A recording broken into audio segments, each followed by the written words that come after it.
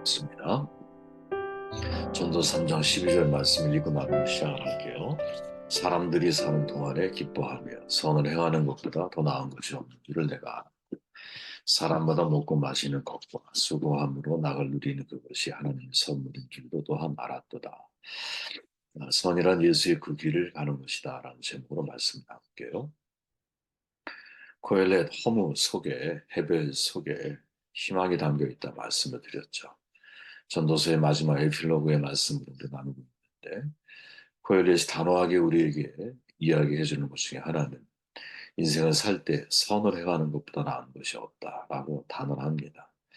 그래서 우리는 어제부터 성경이 말하는 선이 과연 뭘까? 하는 질문을 가지고 말씀을 나누고 있죠. 요한복음 14장 5절 이하에 보니까 도마가 이르되 주여 주께서 어디로 가시는지 우리가 알지 못하거늘 그 길을 어찌 알겠사옵나이까. 예수께서 이르시되 내가 곧 길이요 진리요 생명이니 나는 말미암지 않고는 아버지께로 올 자가 없느니라. 예수님은 내가 곧 길이요 진리요 생명이다. 유명한 에고 에임이 여섯 번째 자기 선언문이죠. 이거를 영어 표현으로 보면 I am the way, the truth, and the life 이렇게 말하죠. 정관사 더가 붙어 있습니다. 다시 말하면 나는 그 길, 그 진리, 그 생명이라는 것이죠.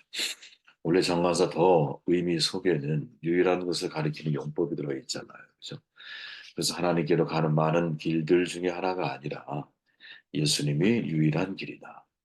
많은 진리들 중에 하나가 아니라 예수님이 바로 유일한 그 진리다.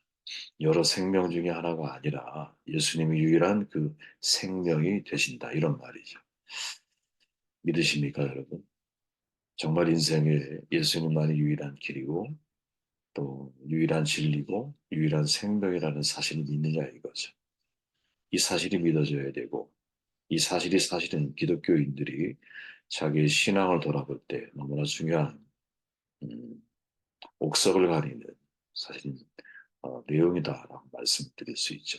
우리의 관심은 그 길, 호도스라고 그러죠.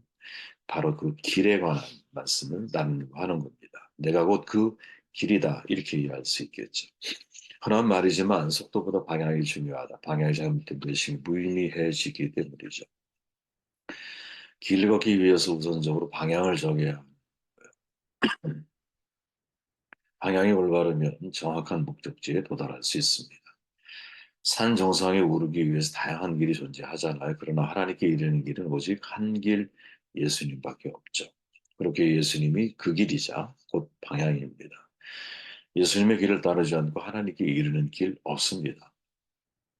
종교다원주의가 이야기하는 거 여러분 속으시면 안 됩니다. 물론 여러분 결과는 마지막 죽어서야 확인되겠지만 죽기 전에 그 선택을 해야 한다는 게 어려운 결정이겠지만 없다고 생각하는 것보다 있다고 생각해서 여러분 그 길을 걸어가는 게 훨씬 더 유리하지 않을까요? 왜? 모든 고등 종교는 늘 말하지만 보편적인 진리, 사랑, 자비, 온유 이런 거 다 말을 해요. 그런 삶을 살아갔을 때 여러분 어떤 종교를 내가 믿는다 할지라도 후회될 일이 뭐가 있겠어요? 그러니 기왕이면 예수를 믿으라는 거죠. 제 말은.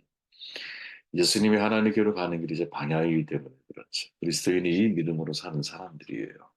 우리가 걸어가고 있는 길에서 하나님을 만나지 못하고 있다? 그 길은 예수님의 길이 아니기 때문일 거예요. 반대로 하나님을 만나고 있다면 그 길은 예수님의 길이기 때문일 거예요. 유진 피터슨 목사가 한 길 가는 나그네라고 표현한 것은 너무나 적합한 표현이라고 저는 생각합니다. 그렇다면 요한이 말하려고 하는 하나님께 연결된 그 길은 어떤 길이냐? 요한은 다른 복음서와 다르죠. 당시 지배국이었던 로마에 대한 고발 성격이 대단히 강하거든요. 무슨 말이냐? 요한복음 18장 3절 같은 경우 유다는 로마 군대 병정들과 이렇게 말하죠. 다른 공간 복음서에서는 나오지 않아요. 로마 군대 병정. 즉 요한은 로마에 대한 고발에 초점을 맞추고 있는 거예요. 예수님이 자신을 그 길이라고 표현했을 때 그 길과 대조되는 것이 뭘까요? 로마의 길이겠죠, 당연히. 그죠? 자연스러운 이해인 거죠, 그죠? 실제로 로마는 모든 길은 로마로 통한다라는 말이 있을 정도로 군사도로 아피아 가도라고 그러지. 아피아 가도로 알려진 로마도로. 우리 유명한 감찰관 아피우스 클라우디우스 카이쿠스가 삼륜 전쟁 중에 기원전 312년에 처음으로 군사도로로 사용된 뒤에 붙여진 이름이다. 이렇게 이야기를 하죠. 우리가 생각해 볼 것은 역사를 보면 지배국이 도로국에 집착을 해요, 당연히. 일제강점기 때 일본이 우리나라에 와서 한 중요한 일 가운데 우선적으로 하는 게 뭐냐? 철도를 까는 거였어요, 철도. 여기에서는 한국인들 편리를 위해서 철도를 깔아줬느냐? 천만의 말씀이죠. 약속을 정복하고 지배하기 위한 통로로 사용하기 위함이에요.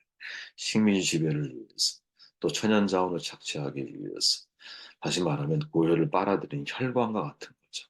강자가 약자를 지배하고 수탈하기 위한 통로. 그게 바로 팍스 로마나, 로마의 길이었어요. 로마의 평화를 주장하는 로마의 길이었다라는 것이.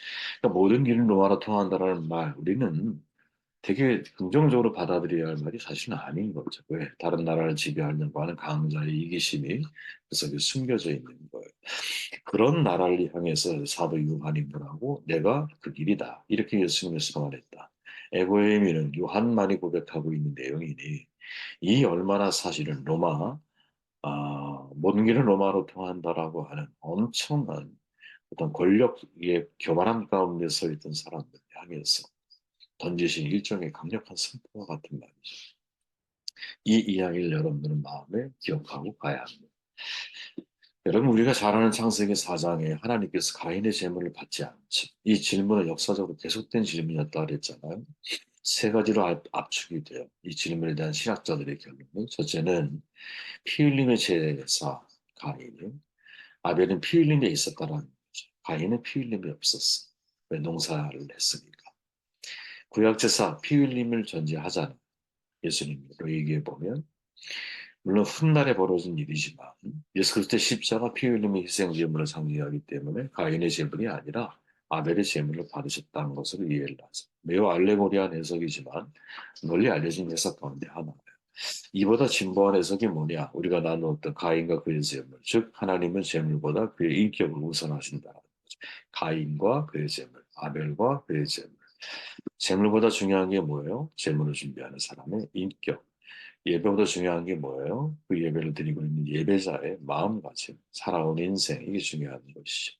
일상의 삶의 피를 흘리면서 주일날 예배 때 재물을 가지고 뭐 하겠습니까? 이사야 1장에서 성경이 말하는 것처럼 내가 너의 재물에 아주 신물이 난다 이제 제발 가지고 오지 마. 이런 고백을 듣지 않을까요? 두 번째 견해보다 더 진보한 또 다른 견해가 뭐냐? 이것도 나눈 적이 있는데 그가 또 가인 아우 아벨을 낳았는데 아벨은 양치는 자, 가인이 농사하는 자였다. 이 구절을 주목하는 것이 질문해 보십시오, 여러분. 육식이 허락된 때가 언제일까요? 창세기 9장에 보니까 모든 산 동물은 너희가 먹을 것이 될지라. 채소같이 내가 이것을 다 너희에게 주마. 그러나 고기를 그 생명되는 pit째 먹지 말 것이니라. 성경의 기록을 충실하게 따른다면 최초의 육식의 시작은 노아 홍수 이후이죠. 그렇다면 가인과 아벨 시대는 어땠을까? 목축이 아니라 농업 중심 사회였을 거예요. 가인은 농사하는 자, 아벨은 양치는 자였어. 다시 말해 아벨이 하는 일은 비주류 사업. 아마도 아담이 자신의 맏아들에게 농사짓는 법을 가업으로 물려준 것 같아요. 예상해 보는 거예요. 예상해 보는. 아벨이 살기 위해서는 목축과 농산물을 교환해야만 하는 거죠. 그죠? 고기만 먹고 살 수 없잖아. 교환을 해야 되잖아. 이것을 기억해야 돼요. 그런 점에서 가인은 뭐예요? 갑이에요, 갑. 가인은 아벨, 형제 사이를 넘어서 실은 갑과 을의 사이였음을 추측할 수 있죠. 가인이 갑이라면 아벨은 을이었을 거예요. 갑은 자신도 모르는 사이에 을에게 갑질을 하고 하나님께서 가인의 제물을 받지 않음으로 인한 가인의 반응을 봐요. 가인과 그의 제물을 받지 아니하신지라 가인이 몹시 분하여 안색이 변하니 여호와께서 가인에게 이르시되 내가 분하여 하면 어찌 되니 안색이 변하면 어찌 되니 내가 선을 행하면 어찌 낯을 들지 못하겠느냐 선을 행하지 아니하면 죄가 문에 엎드려 있느니라 죄가 너를 원하나 너는 죄를 다스리지라 가인의 안색이 변해 아벨을 죽이기 직전의 상태거든요. 하나님은 가인이 선을 행하지 않았다 이렇게 선언을 해요. 이것이 제물을 드리기 전에 가인의 숨은 이야기예요. 그렇죠? 죄를 지기 전에 가인의 숨은 이야기. 도대체 가인의 무엇이 선하지 못했다라는 추측해 보면 가인은 농사라는 주류 사업을 확보했고 아벨은 목축이라는 비주류 사업을 하고 있었어요. 분명 가인은 갑의 위치요, 아벨은 을의 위치야. 가인이 선을 행하지 않았다라는 말은 자신의 동생이자 비주류의 사업을 하고 있는 아벨에 대해서 선을 행하지 못한 것으로 이해할 수 있는 거지. 소위 동생에게 갑질을 하고 그 상태에서 하나님께 제사를 드려. 그때 가인의 마음은 가진 자의 교만함이 충만했을지. 하나님의 의의 제사가 거부되자 가인은 폭발하죠. 언제나 의뢰 입장에서 있기에 자기 마음대로 다루어졌던 동생 아벨, 그 동생에 대해서 폭발해요. 이게 살인인 거죠. 가인은 동생을 죽인 것이 아니에요. 의뢰 자리에서 있는 별 볼일 없는 루저 한 명을 제거한. 정신분석 학자들이 갑질을 뭐라 그래요? 권력 컴플렉스의 문제 이렇게 정도하죠. 무슨 말이냐? 항상 타인보다 나를 우위에 두는 마음. 내 위에 있는 사람이 없어. 내가 무엇을 해도 너는 받아들여야 하는 일이야. 돈도 내가 주는 거야. 내가 없으면 너 생존이 불가능해. 항상 내 마음이 위에 있는 거예요. 그러니까 가인이 지금 여러분 동생을 죽였다고 생각하면 안 돼요. 동생이라면 어떻게 죽여요? 그죠? 나에게 칼을 들이댔으니까 아벨이 어쩔 수 없는 피치 못할 그런 상황에서 아벨을 죽인 겁니까? 아니죠. 만약에 가인의 마음속에 아벨이 동생이라는 의식이 있었다면 여러분 형제들은 다 있어서 알잖아요. 진짜 주먹 1대 이렇게 네, 잘못해가지고 때리려고 하다가도 내 스스로 움찔 이렇게 하자. 움찔이 아니죠. 이거 때리지는 못하다. 아유, 그래도, 그래도 내 동생인데, 그래도 내 새끼인데, 이런 마음 먹다 보면. 그러니까 가인이 생각해 보세요. 동생을 죽인 거예요? 아니에요. 갑이 을을 죽인 거지. 하나님이 싫어하시는 것이 이게 바로 갑질이에요. 정말 하나님이 싫어하시는 제 개인적인 생각에서는 그래요. 갑질이 악이기 때문에 다윗의 최대의 실수가 뭘까? 우리아에 대한 갑질이었고 에스더 시대에 하만의 최대의 실수가 뭘까? 유대인에 대한 갑질이잖아. 우리는 누구나 타인보다 더 가진 것이 있거든요. 그것이 외모일 수 있고 스펙일 수 있어. 능력일 수 있고 배경일 수 있어. 재능이 더 많을 수도 있고 머리가 더 좋을 수도 있어. 그러나 그 갑의 위치에 있는 것들은 하나님이 보실 때는 섬김의 도구가 돼야 되는 거예요. 그 갑의 위치에 있는 것들을 가지고 뭐 사람들을 을처럼 대하는 이런 인생을 살아가는 것에 대한 하나님 대단히 불편한 마음을 가지고 계신 거죠. 그죠? 그래서 그 진실을 깨닫지 못하는 사람들은 그 좋은 것으로 인하여 망하는 거예요. 아담이 전수해준 농사짓는 거, 가인의 전유물이 아니잖아.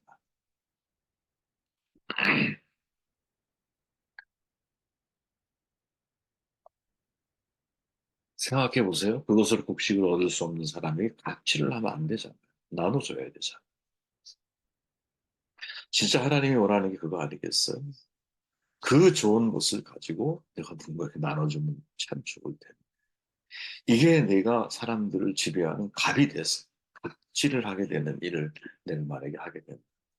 그렇게 언제나 예수님은 정반대의 길을 말씀하시는 거죠. 갑질의 반대는 뭐예요? 을질이 아니야.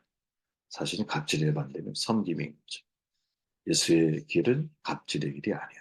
예수의 길은 도리어 인자가 무슨 섬김을 받기 위함이 아니야. 섬기기 위함이야. 많은 이들에게 대속물이 되기 위함이었어. 그렇게 모든 갑의 위치에 있는 사람들을 향해 말을 하죠. 으뜸이 되고자 하느냐? 모든 사람의 종이 되어야 하려. 여러분 세상을 사탄의 나라로 만들길 원한다면 남들보다 위에 있다라는 마음을 가지고 갑질을 시작해 보십시오. 그러면 금방 세상은 지옥으로 바뀌어요. 반대로 갑의 위치에 있는 사람들이 의를 섬기는 사람이 되어 보십시오. 그러면 세상 아름다운 천국이 곧 도래할 거예요. 전 세계 사람들을 100명이라고 만약에 가정한다면 한 명이 99%를 소유하고 있죠. 그리고 99명이 남은 1%를 차지하기 위해서 싸우는 것이 우리가 사는 세상이고 그 한 명의 갑이 되기 위해서 우리는 애를 써. 아무리 애를 써도 여러분 그죠? 쉽지 않아. 그죠? 근데 예수님은 상생과 배려의 길을 말하는 거죠. 그죠? 그게 뭐예요? 그게 섬김이라. 과연 우리는 어떤 방향을 지향하며 살아가고 있는 이 세상은 여러분 최근에는 뭐 을질도 있다라고 이야기를 하기도 하고 갑질은 너무나 당연히 이제 경험해보는. 근데 하나님이 정말 싫어하는 것은 갑질이구나. 야, 이 갑질이 정말 무서운 거고. 왜? 그 마음은 이미 내가 상대보다 위에 있다라고 하는 생각. 그래서 그 자리에 서기 위해서 수많은 사람들은 번동치며 살았죠. 그러나 가인을 통해서 확인하는 것은 갑질이 얼마나 무서운 일이냐. 동생을 동생으로 보지 않아. 동생은 을의 존재로 봐요. 그래서 죽일 수 있는. 그 정도로 무서운 결과를 만들어낼 수 있는 게 이 갑질이구나. 이런 생각을 해보게 되었고요. 정반대의 삶이 뭐냐? 그건 섬깁니다. 그러니까 선이 뭘까요? 예수의 그 길을 가는 거죠. 그 길. 예수의 그 길. 더 로드예요. 그죠? 우리가 가야 그 길, 유일한 그 길. 유일한 그 길이 뭐냐? 그게 섬김의 길이다.